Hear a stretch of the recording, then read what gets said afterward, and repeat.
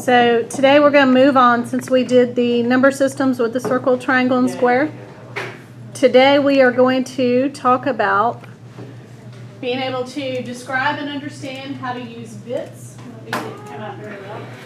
It's supposed to be a B. Use bits to create a functioning number system.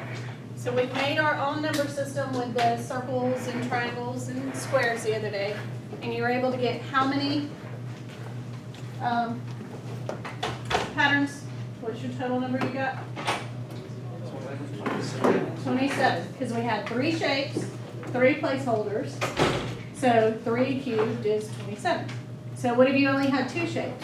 How many patterns could you get? 8. Okay, does everybody understand how that works? We still have 3 placeholders and 2 shapes. So 2 squared is 8, right? Because we have, and if you sat there and figured it out like you did with the shapes you had, so if you had just a circle and a square, so say you did this, and then you move the square to a different place each time. So we've got all circles, so there's 4, and then if we start with squares, and I'm a terrible artist, and then Your squares are awfully round. I know, I'm sorry. Anyway, if you keep going, you can figure it out. You would only get 8 possible different combinations. Where when you have 3 shapes, you get 27. So you get a lot more possible combinations with the more patterns you have, right? Okay, so let me fix this to where we can see the smartboard. So I'm going to go through this presentation real quick, because we're going to take what we learned with the circles, triangles, and squares and move towards the binary number system. So it says 1 place equals 3, 1 shape patterns. 2 places equals 9 2 shape patterns.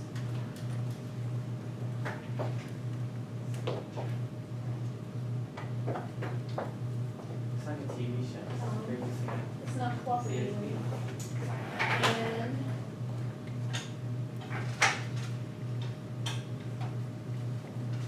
And so if you only had 2 placeholders instead of 3, you could get 9. 3 places equals 27.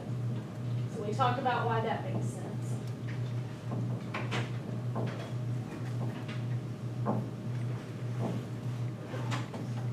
So if you number each pattern to make a shape number mapping, so you could have your number system come out like that. You start with 0, you can get through 26. So did any of you do something kind of like that when you created your? Yeah. So the easiest thing to have done was to figure out the patterns, the possible pattern combinations first. And then just assign each combination to a number, and that's how you get your number system. Okay, does it make a little more sense when you see it all broken down like that in front of you? So with working with your partner, if you had just gone through and figured out every possible combination of pattern, and then you want to put them in some kind of logical order to decide when to start over. Like if you started at 0 and that's all circles, and where's one with all? And that one ends with all squares. Okay, never mind. Didn't go with it the way I thought it was going to go. I was thinking maybe this would start over at 11, but okay, never mind. Lost the train of thought on that. All right, so what if we had 10 shapes? Still 3 places. Yeah. Still 3 placeholders. 10,000. Okay. These are just shapes, it says.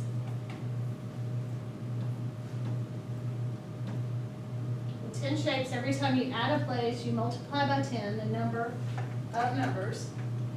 So 10 possibilities, 0 through 9, 100 possibilities, 0 through 99, and 1,000 possibilities, 0s through 999. Okay, so does that make sense? Broken down like that? Each time you add a placeholder, you multiply by 10. So 10 times 10 is 100, 100 times 10 is 1,000. So with 3 shapes, every time you add a place, you multiply by the number 3. multiply it by 3, the number of numbers. So 3 possibilities, add a placeholder, you multiply it by 3, you get 9. Then you add the third one, you get 27. All right, so write the number 4,017. You don't necessarily have to just write it, but at least picture that in your head. I will write it right here for us. How much space on this board? 4,017. And that's the way we typically represent it. Remember what it means, the place values. We've got thousands, hundreds, tens, and ones, just like you've learned them since kindergarten. So that's 4 times 1,000, 0 times 100, because we got a 0 in the place over there, 1 times 10, and 7 times 1, right? Everybody good with that? So 4,000 plus 0 plus 10 plus 7 is 4,017. So where is this heading? Binary. Binary is a number system with 2 shapes. So it's a base 2 system. So think of it as having 2 shapes, like the circle and the square. So 0, 1 is usually how it's represented, by a 0 or 1 instead of a circle or a square. So the pattern holds with 2 shapes. Every time you add a place, you multiply by 2, the number of numbers. So with 1 placeholder, you've got 2 possibilities. You add a placeholder, multiply it by 2, you've got 4 possibilities, and so on. Okay? So every time you add a placeholder, you multiply by 2. So place values with power of 2. You have to look at it this way. You've got 1, you added a placeholder, so you multiplied it by 2. So 2 times 1 is 2. You add another placeholder, you multiply it by 2. 2 times 2 is 4. 4 times 2 is 8. So does that make sense with binary? And it's going to make even more sense in a minute. But so your binary numbers go 1, 2, 4, 8. What would be next? 16, 32, 64, 128. Okay. Skip that. So if you add these together, you get the number 13. So we're not looking at it as 1,101. This is actually represents the number 13 in binary, which will make a little bit more sense in a little while. So constructing the binary number means figuring out which powers of 2 add up to the number you want. So like I said, we counted this out a second ago. So if you have, I always think of it this way, like the 0 has it turned off, the 1 has it turned on. So everywhere you have a 1, you're going to add those numbers together. So what number would this represent? 41. 41. Y'all see how I got that? So we're adding 32 to 8, which is 40, and then 1. Because everywhere there's a 1, that number is turned on and being used. So 41.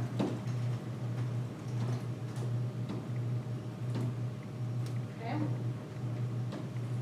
So I made these for you, so you don't have to actually cut them out and all of that. The only thing you're going to have to do is add the ones to them. So this is going to be for you, this will help you. So you're going to get this thing, and I cut the little bottom fringes for you. So all you have to do is fold them up and write a 1 on the back. I just didn't write all the ones on there for you, but I got the rest of it. This is called a binary flippy-doo. Sounds very It's going to help you with the next few little assignments and activities that we do.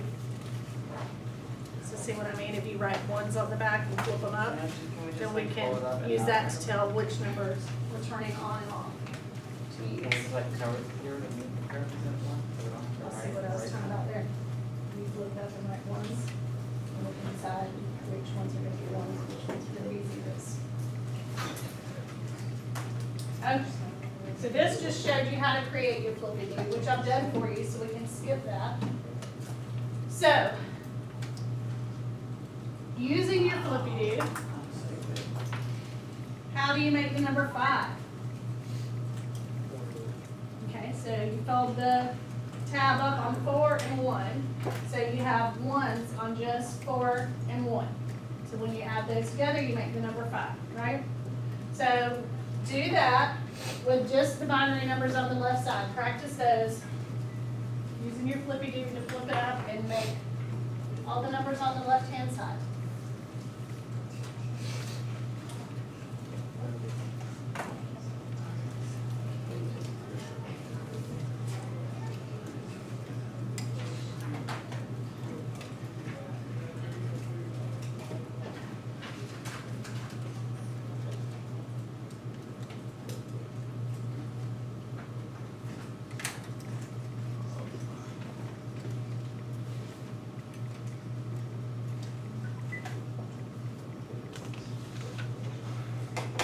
Let's see, Cameron, Alyssa, are you in FBLA? You are. I need these signed and brought back, even if you've done them for other clubs or sports. Yeah, I have a question about that. I'm not an FBLA, but I'm in other organizations. Do I have to like go to them and get them? Like National Honor Society?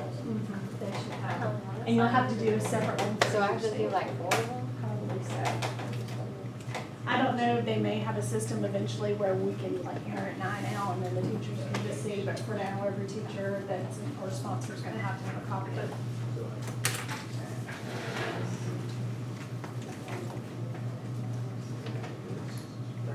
Yeah, that would be fine. So there's probably be 17.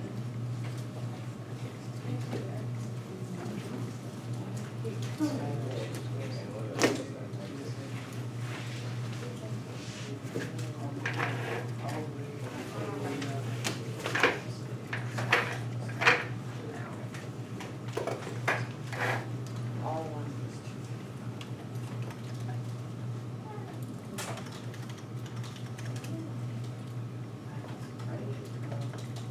I was gonna do that, but.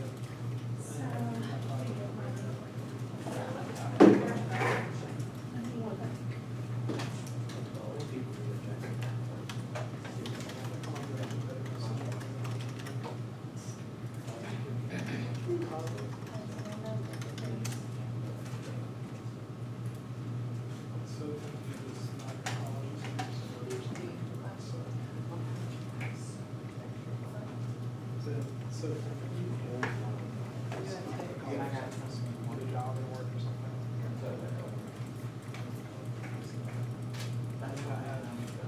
I'm at to do Army ROTCs there. Have y'all had a chance to go through and figure out all the binary numbers and how to do them with your flippy do? Yeah. Okay, so now, if I told you to just make the decimal 100, we're just looking at the bottom row right now. Okay, you flip it up, and you make the decimal number 100, so you flip the third one to the last up, and you have 100. What binary number is that? 4. Okay, so if you do 101, 5, what's 1101? 13. 13. We'll get that. So what this is trying to teach you, and if you change and go to 1 and then 4 zeros, it's not really 1,000 or 10,000, I'm sorry. It's 1 and then 4 zeros, so that's 16, and so on. This is teaching you how to read backwards from binary. So if they give you the binary number, how to figure out which real number it is, right? Okay, so we won't go through all of those, but I just want you to understand what the difference is. If it says decimal number, it means you look at the bottom row and make it the decimal number and figure out which binary number corresponds to that.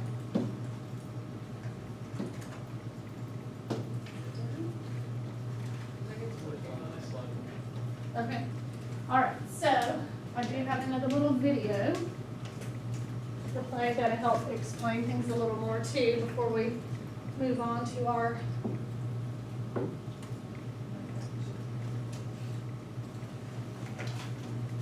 so we already made our flip do. Let's watch this video real quick. Let me get some sound. This is Baker. Baker is really funny. He was at the training I went to this summer in Atlanta. And his last name is Frankie. His first name is Baker. And he said, you know, everybody always thinks Baker's his last name. But it's actually his first name, Baker Frankie. And they made us talk about some kind of superhuman talents we had or special powers. And his was that he can sing the song "Take Me Out to the Ball Game," but like one note off. And there's no way I can even attempt it, but you know, it's usually "take me out to the ball." But he starts with "me out to the ball," and I don't know. It's like one beat off. It's weird, but it sounds good when he does it, not when I do.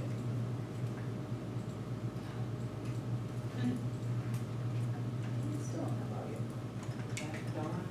All right. I don't know why it is such a problem. So, that works. There she is. Lesson where we did something called the circle, triangle, square activity for reasons that are obvious, and move us toward the binary number system. But there are a couple of patterns and things that I want to bring out because it'll make understanding the binary number system easier. So we saw in the last class when we had one shape or one place to put three possible shapes, a circle, a triangle, and a square, that with only one place there are three possible patterns, just the circle, triangle, or square by themselves.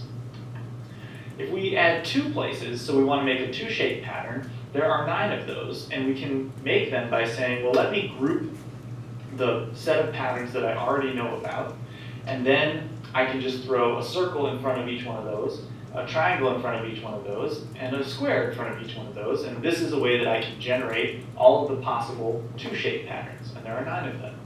And I can repeat this. If I want to make I have 3 places to put shapes. I can make 3 shape patterns. There are 27 of them, and I can make them by making a group out of the patterns that I already know, and then throwing a piece of a circle, triangle, like 99, and they count up. So that rolls over to 0, and then the next place value over goes up by 1. So 100 comes after 99. It's so natural to say, but there are mechanics and rules about how these numbers are generated, and they apply to all I'll show you number how to systems. get to this too. You'll have access to this.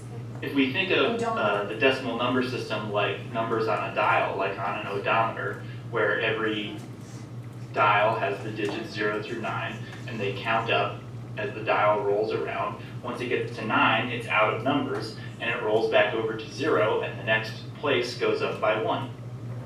And this mental model for how number systems work on an odometer works for any base, whether you've got 10 digits or 2.